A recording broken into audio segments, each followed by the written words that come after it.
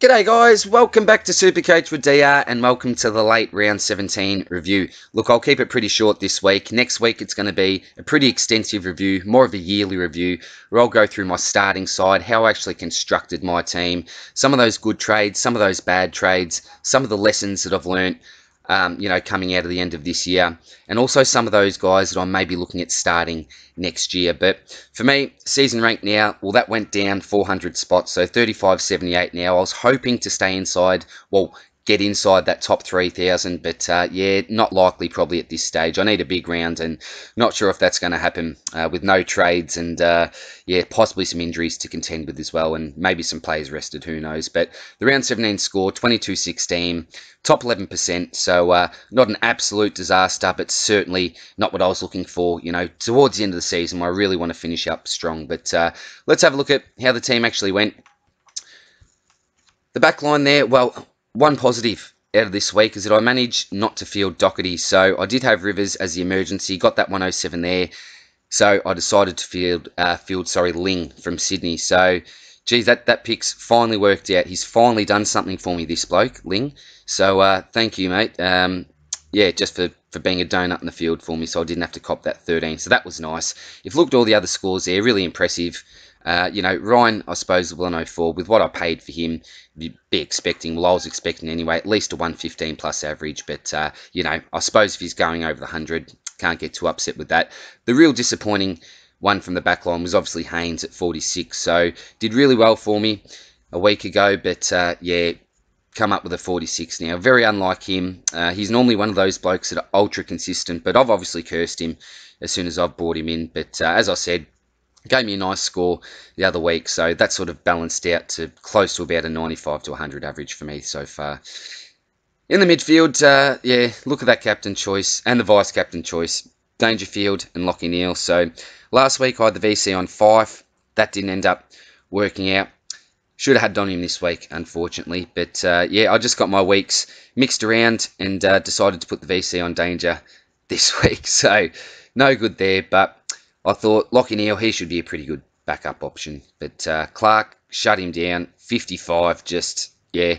I suppose my story of the season, but look, there's a few people in the same boat that ended up rolling with Lachie, but 55 just would not expect it. Even in a quiet game, you'd think he'd be going close to the 100 anyway. But, yeah, that really, really hurt, obviously, this week. If you had the captaincy on Gawn, for example, with that 150, you'd be absolutely laughing. So normally a really, really reliable captaincy choice, Lachie Neale, but not this week, unfortunately. McRae, he was disappointing with a 102.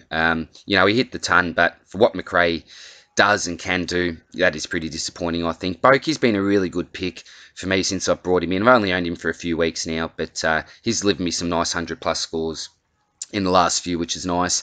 Danger, as I said, just extremely disappointing. I thought he'd come out and go bang against the Tigers, but so many turnovers, just wasn't his night, and wasn't Geelong's night, really, was it, to be honest.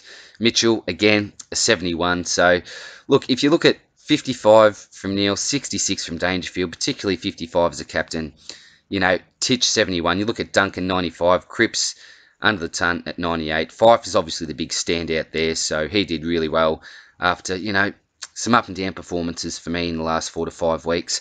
But, if I compare that to Schoenberg, who I've got on the bench, on what sort of a week would Schoenberg score more than Neale, Titch, Danger, Duncan, and get within 5 points of Jack McRae? It's just crazy. It was just one of those weeks, unfortunately, with these midfield premiums. But, look, happens to all of us. Some of these guys are fairly popular picks.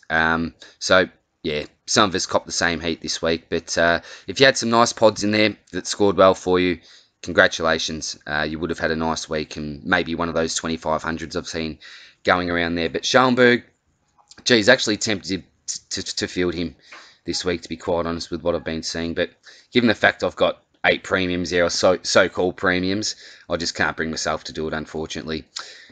Into the Rucks, Grundy and O'Brien. Rob's actually been disappointing. Look, he's gone over the 100 mark for me in the last couple of weeks, but I wanted more. I wanted a lot more. So, look, what's going to happen against Richmond this week? I've mentioned a couple of times he went that 180. Now, I'm not silly enough to expect that he's going to go 180 again just because he did it last year. But, look, I'd be hoping for a 120 plus just to end off the season on a really, really strong note. That's what I'm hoping anyway. Grundy we've all got, I think. So whatever he scores, we all cop pretty much.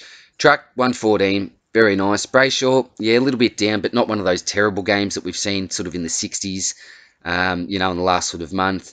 Dusty, well, we don't know what we're going to get with him. He's a raffle each week, as I've said. Baz, yeah, really nice for a 108. Terrific score there. Akers, this is a bloke that I brought in with my last trade. Brought him in for Jack Martin, so absolutely wrapped. He was around the ball for all of the game. Probably the only knock is on his disposal, I think. Didn't use the ball well as well as he could have, I don't think. But he's certainly finding the pill and absolutely wrapped. I've got this bloke in. I got him in under 400k, had a negative break even, so he's gone 300 plus in a row. So, look, if you're looking for someone around that price, after the last 3 weeks, I think you can be pretty confident in selecting Akers. Simpkin, yeah, well, hasn't this been a disappointing pick for me? I did mention in the potty that probably for me it's been a failed pick because I didn't get on him after the first 3 weeks, I think it was. I think it might have been the 4th week, so I missed out on those really big scores. Maybe had a nice 3-week patch there, but apart from that, just been really up and down. More down than up, to be quite honest, so disappointing there.